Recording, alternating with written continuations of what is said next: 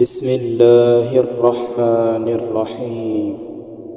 ألف لام ميم را. تلك آيات الكتاب والذي أنزل إليك من ربك الحق ولكن أكثر الناس لا يؤمنون. الله الذي رفع السماوات بغير عمد ترونها ثم استوى على العرش وسخر الشمس والقمر كل يجري لأجل مسمى يدبر الأمر يفصل الآيات لعلكم بلقاء ربكم توقنون. وهو الذي مد الأرض وجعل فيها رواسي وأنهارا ومن كل الثمرات جعل فيها زوجين اثنين يغشي الليل النهار إن في ذلك لآيات لقوم يتفكرون. وفي الأرض قطع متجاورات وجنات من أعناب وزرع ونخيل صنوان وغير صنوان يسقى بماء واحد ونفضل بعضها على بعض في الأكل إن في ذلك لآيات لقوم يعقلون.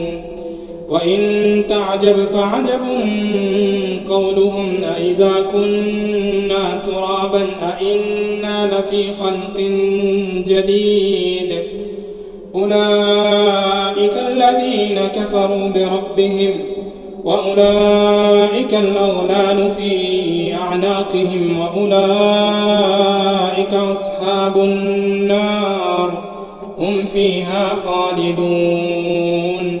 ويستعجلونك بالسيئة قبل الحسنة وقد خلت من قبلهم المثلات وإن ربك لذو مغفرة للناس على ظلمهم وإن ربك لشديد العقاب. ويقول الذين كفروا لولا أنزل عليه آية من ربه إنما أنت منذر ولكل قوم هاد الله يعلم ما تحمل كل أنثى وما تغيض الأرحام وما تزداد وكل شيء عنده بمقدار. عالم الغيب والشهادة الكبير المتعال سواء منكم من أسر القول ومن جهر به ومن هو مستخف بالليل وسارب بالنهار له معقبات من بين يديه ومن خلفه يحفظونه من أمر الله إن الله لا يغير ما بقوم حتى يغيروا ما بأنفسهم وإذا أراد الله بقوم سوءا فلا مرد له وما لهم من دونه من وال. هو الذي يريكم البرق خوفا وطمعا وينشئ السحاب الثقال ويسبح الرعد بحمده والملائكة من خيفته ويرسل الصواعق فيصيب بها من يشاء وهم يجادلون في الله وهو شديد المحال. له دعوة الحق والذين يدعون من دونه لا يستجيبون لهم بشيء إلا كباسط كفيه إلى الماء ليبلغ فاه وما هو ببالغه وما دعاء الكافرين إلا في ضلال. ولله يسجد من في السماوات والأرض طوعا وكرها وظلالهم بالغدو والآصال. الله أكبر.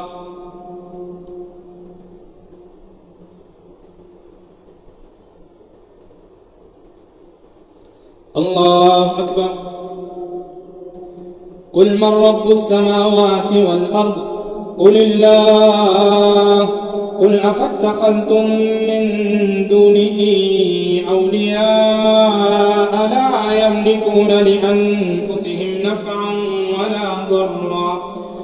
قل هل يستوي الأعمى والبصير أم هل تستوي الظلمات والنور أم جعلوا لله شركاء خلقوا كخلقه فتشابه الخلق عليهم.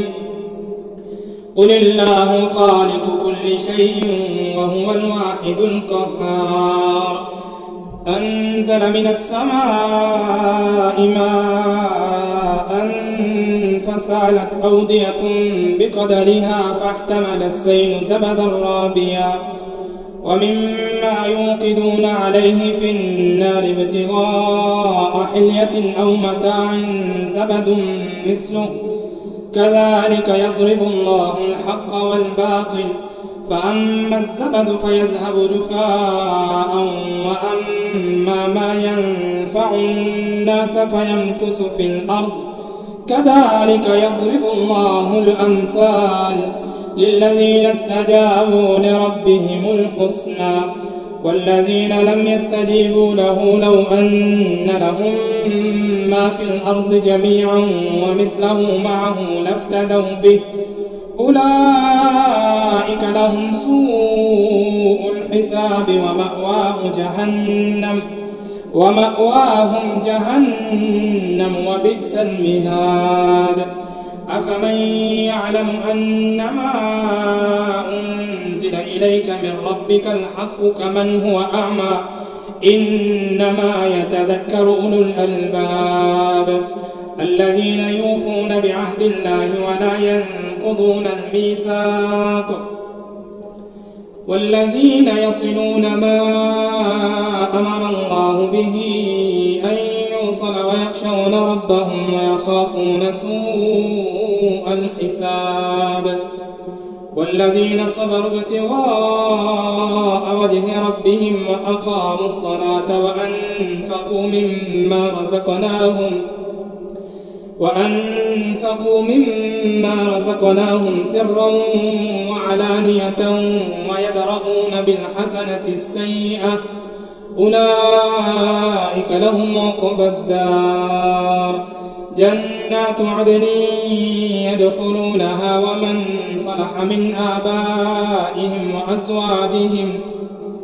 وأزواجهم وذرياتهم والملائكة يدخلون عليهم من كل باب سلام عليكم بما صبرتم فنعم عقبى الدار. والذين ينقضون عهد الله من بعد ميثاقه ويقطعون ما أمر الله به أن يوصل ويفسدون في الأرض أولئك لهم اللعنة ولهم سوء الدار. الله يبسط الرزق لمن يشاء ويقدر وفرحوا بالحياة الدنيا وما الحياة الدنيا في الآخرة إلا متاع.